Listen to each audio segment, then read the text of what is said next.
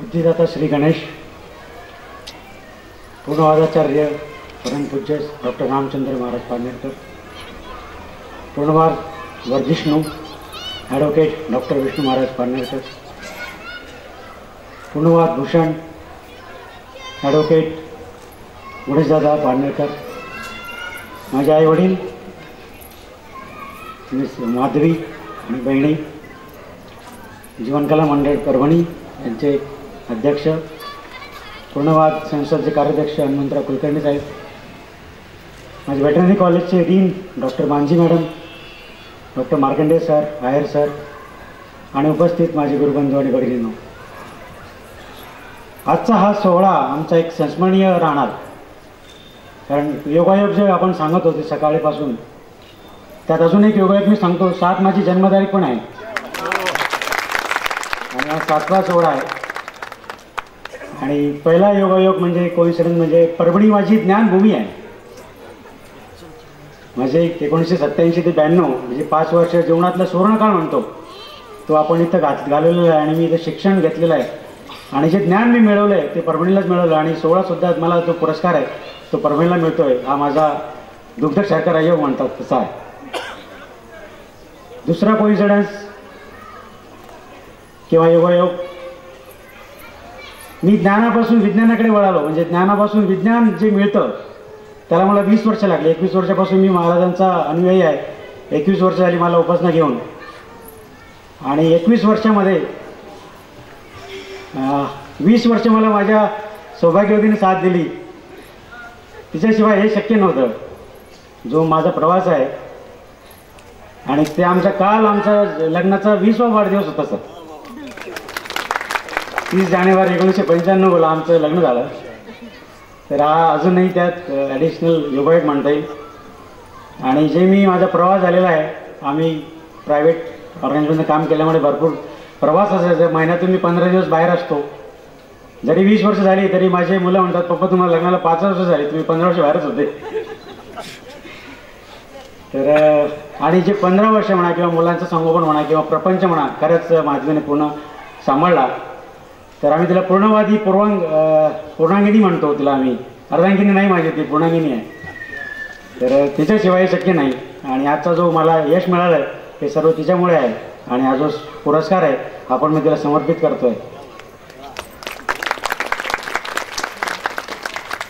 नंतर योगायोग म्हणलं, जेव्हा मला कळालं पुरस्कार मिळाला, कोकणी साहेबांचा फोन आला, तर त्यामुळे आम्ही डॉक्टर देशपांडेला तुम्हाला कोऑर्डिनेट करायला सांगू. म्हणजे ते विद्यापीठात असतात. म्हटलं विद्यापीठ म्हटल्यावर ॲग्रिकल्चर, वेटनरी, मग कुठले डिपार्टमेंट ते म्हणजे तुम्हाला फोन करतील. जेव्हा डॉक्टर देशपांडे साहेबांचा फोन आला, म्हणजे मी या देशपांडे बोलतोय वेटरनरी कॉलेज. मग त्यांनी मला ओळखलं. म्हटलं अजून आपल्या घरच्यासारखा सोहळा झाला तर अजून आपला जो नवीन योगायोग आहे तो कोइन्सिडन्स म्हणतात, त्याची ही जी प्रचिती आली ती खरंच आम्हाला अनुभूती आली. आणि आज या सोहळ्याला आम्ही सगळे उपस्थित राहू शकलो. आणि आपल्या घरच्यासारखा सोहळा आणि ज्ञान विज्ञान पुरस्कार जो मला मिळतो आहे त्याबद्दल कृतज्ञ आहे. आणि याचं नक्कीच फलप्रतिष्ठ जे होणार ते फार मोठ्या प्रमाणात मी करण्याचा प्रयत्न करणार आहे. ज्ञानभूमी जेव्हा आपण म्हणतो, जे पहिल्या 5 वर्ष ग्रॅज्युएशनचे असतात किंवा आपण पहिली पदवी घेतो, हा काळ सुवर्णकाळ म्हणतो. त्यावेळेसच जे तुम्हाला गुरु लाभतात किंवा त्यावेळेस तुमचं जे ज्ञान मिळतं ते पुढच्या जीवनातील इमारतीचा पाया म्हणतो आपण, तसा पाया असतो. आणि आम्हाला चांगले गुरु लाभले जे वेटरनरी कॉलेजमध्ये होते. जितके नावं घेणार तुम्ही तितके कमीच आहेत.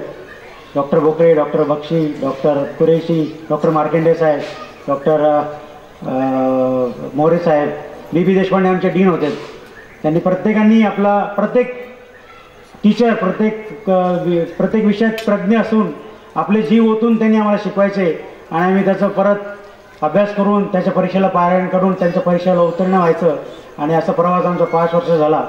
आणि जेव्हा मला इथलं गोल्ड मेडल मिळालं, मला कुठल्याही डिपार्टमेंटमध्ये इथं परीक्षा MBSCला मिळू शकले ॲडमिशन. पण गुरु जे आपल्याला मार्गदर्शन करतात त्यांचं म्हणणं असतं, स्वार्थी नसतो गुरु कधी पण. ते म्हणजे तू मुंबईला जा, तुला तिथे ॲनाटॉमी मिळाली तरी तू मुंबईला जा आणि तिथे MBSC कर. आणि मी मुंबईला गेलो आणि तिथं मास्टर डिग्री केली. इथं मला कुठल्याही डिपार्टमेंटला म्हणजे मेडिसिन, गायनाकोलॉजी, सर्जरी हे 3 डिपार्टमेंट तेव्हा एकदम डिमांडमध्ये असायचे.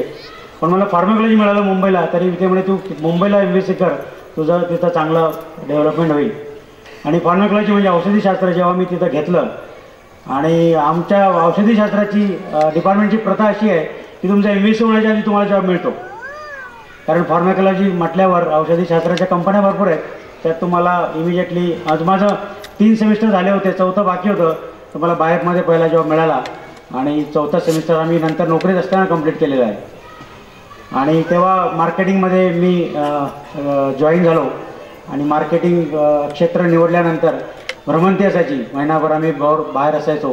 त्यावेळेस नवीन लग्न झालेलं आणि पुष्कळचा प्रवास बाहेर असल्यामुळे पुष्कळचा ताण स्ट्रेस माधवीला जाणवावा लागला. त्यातही तिने आमची साथ दिली आणि आमचा प्रवास हा सुखाचा सुरू झाला.